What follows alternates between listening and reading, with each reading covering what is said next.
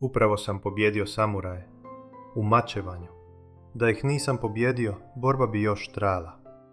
Ali tko su zapravo bili ti legendarni ratnici? I zašto se njihova priča i danas osjeća na svakom koraku? Dobrodošli u Kyoto, nekadašnju prijestolnicu Japana i kulturno srce zemlje. UNESCO. Prvo pitanje koje svi postave kad spomenem Japan je koliko to košta? Dobra vijest je da Kyoto ne mora biti preskup. Povoljan smještaj može se pronaći već od 25 do 40 eura po noći za jednostavnu sobu ili hostel. Jednostavan obrok u Japanu obično košta 8 do 15 eura, a porcije su često izdašne. A u obližnjoj Osaki posebno je poznata scena ulične hrane. Takoyaki, okonomiyaki i drugi lokalni obroci često koštaju svega 3 do 6 eura. Dakle, Japan može biti iznenađujuće pristupačan, ako se putuje pametno. Samuraji su gotovo 7 stoljeća bili vojna elita Japana. Živjeli su prema kodeksu časti, poznatom kao Bushido, put ratnika. Zanimljivo je da su u dugim razdobljima mira mnogi samuraji rijetko sudjelovali u stvarnim bitkama. Umjesto ratovanja učili su poeziju, kaligrafiju i filozofiju. Jer pravi samuraj nije morao samo znati boriti se, morao je znati vladati sobom.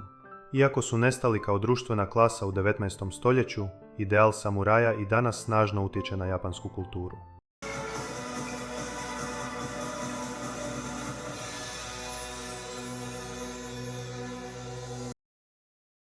Jedan od najimpresivnijih hramova u Kyotu je Kiyomizu-dera, osnovan 778. godine. Ovaj hram dio je UNESCO-ve svjetske baštine u sklopu 17 povijesnih spomenika drevnog Kyota. Najpoznatiji je po velikoj drvenoj terasi koja se uzdiže 13 metara iznad padine brda. Terasa, izgrađena bez jednog čavla, već stoljećima odoljeva vremenu i pruža spektakularan pogled na grad.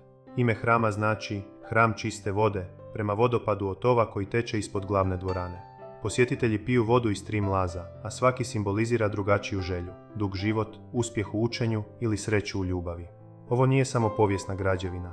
To je mjesto gdje se priroda, arhitektura i duhovnost stapaju u jedno.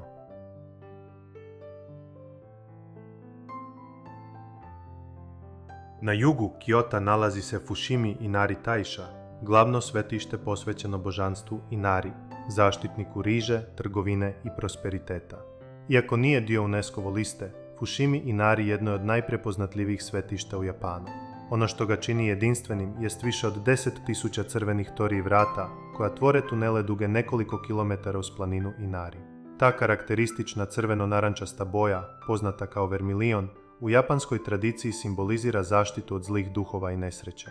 Procjenjuje se da bi vam za prolazak kroz sva torij vrata, bez dužih zaustavljanja, trebalo oko 2 do 3 sata hoda, i to uz lagani uspon. Hodajući tim prolazom, grad polako nestaje, a ostaju samo koraci i tišina. Lisica je simbol ovog svetišta i smatra se glasnikom božanstva Inari, zbog čega su kipovi lisica česti prizor uz staze. Fushimi Inari nije samo fotogenična lokacija. To je iskustvo prolaska kroz simbolična vrata između svakodnevice i duhovnog svijeta. Ali tradicija u Japanu ne živi samo u hramovima i svetištima. Ona je prisutna i tamo gdje je najmanje očekujete, u sportu. Sumo je najstariji japanski sport, s korijenima starima više od 1500 godina. No sumo nije samo natjecanje snage.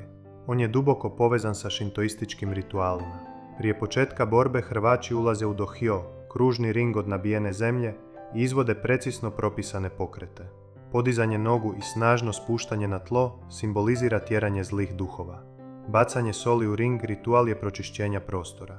Borba često traje svega nekoliko sekundi, ali iza tih sekundi stoje godine discipline, strogi način života i hijerarhija koja određuje svaki aspekt karijere hrvača. Sumo je kombinacija sporta, ceremonije i društvene strukture koja se gotovo nije promijenila stoljećima. Sumo je snaga, ritual, disciplinirani pokret. Ali japanska tradicija ne govori samo kroz borbu. Ona govori i kroz zvuk. Oštri ritmični tonovi šamisena koji se svira snažnim potezima velike trzalice.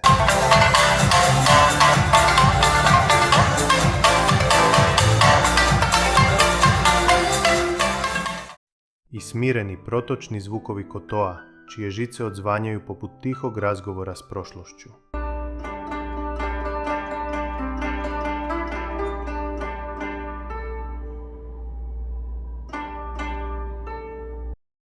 2 instrumenta, 2 karaktera, snaga i mir.